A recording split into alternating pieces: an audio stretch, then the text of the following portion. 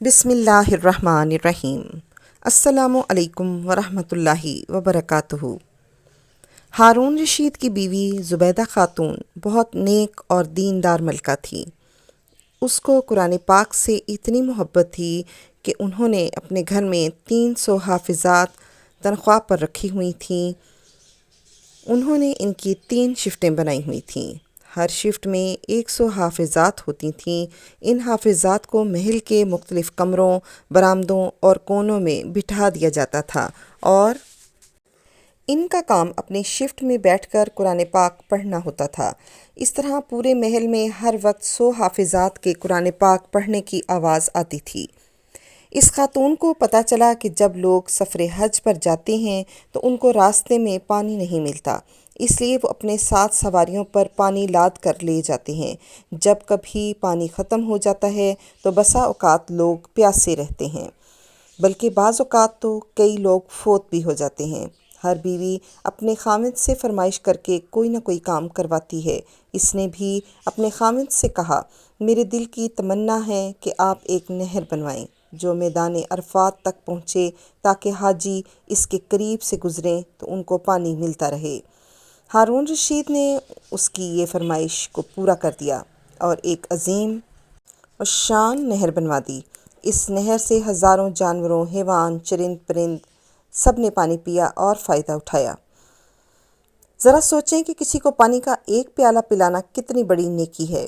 قیامت کے دن ایک جہنمی کسی جنتی کو دیکھ کر اسے پہچان لے گا اور کہے گا کہ آپ نے مجھ سے ایک مرتبہ پانی مانگا تھا اور میں نے آپ کو پانی کا پیالہ پیش کیا تھا۔ وہ کہے گا کہ ہاں، تو وہ کہے گا کہ اللہ کے حضور میری شفاعت کر دیجئے۔ حدیث پاک میں آیا ہے کہ ایک پیالہ پانی پلانے پر وہ جتنی شفاعت کرے گا، اللہ تعالیٰ اس جہنمی کو جہنم سے نکال کر جنت عطا فرما دیں گے۔ ایک پانی کا پیالہ پلانے پر اللہ رب العزت کے ہاں اتنی قدر ہے۔ انسان تو بالآخر انسان ہے، جانور کو بھی پانی پلانا بہت قیمتی ہے۔ حدیث پاک میں آیا ہے کہ ایک عورت نے اپنی پوری زندگی گناہ کبیرہ میں گزاری۔ ایک مرتبہ وہ کہیں جا رہی تھی تو اس نے ایک کتے کو دیکھا جو پیاسا تھا۔ گرمی کا موسم تھا اور اس کی زبان نکلی ہوئی تھی اور پیاس کی وجہ سے وہ ہانپ رہا تھا۔ اس کے دل میں اس کے لیے ترس آیا اور اس نے اپنے دوپٹے کے ساتھ کوئی چیز باندھی اور پانی ڈال کر اس کتے کو پلا دیا۔ جب کتے نے پانی پیا تو کتے کو ہوش آ گیا اور اللہ تعالیٰ کی رحمت کو جوش آ گیا۔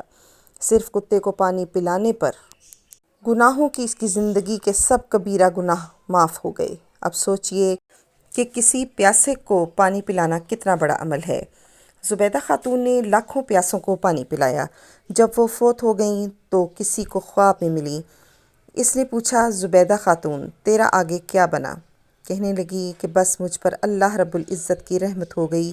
اس نے کہا، ہاں تیرے تو کام ہی اتنے بڑے بڑے تھے، تو نے تو نہر بنوا کر بہت بڑا کام کیا، تیری تو بخشش ہونی ہی تھی۔ وہ کہنے لگی، میری بخشش نہر کی وجہ سے نہیں ہوئی۔ اس نے پوچھا، وہ کیوں؟ وہ کہنے لگی کہ جب میرا نہر والا معاملہ اللہ رب العزت کے سامنے پیش کیا گیا تو پروردگار عالم نے فرمایا کہ تم نے تو نہر اس لیے بنوائی تھی کہ تمہارے پاس بیت المال کا پیسہ تھا، اگر نہ ہوتا تو نہیں بنوا سکتی تھی۔ یہ کوئی ایسا کام نہیں، تم مجھے بتاؤ کہ تم نے میرے لیے کون سا عمل کیا۔ وہ کہنے لگی کہ میں یہ سن کر گھبرا گئی کہ میرے پاس تو ایسا کوئی عمل نہیں ہے۔ اس گھبراہٹ میں اللہ رب العزت کی رحمت میری طرف متوجہ ہوئی اور فرمایا، ہاں تیرا ایک عمل ایسا ہے جو تم نے میرے لیے کیا تھا۔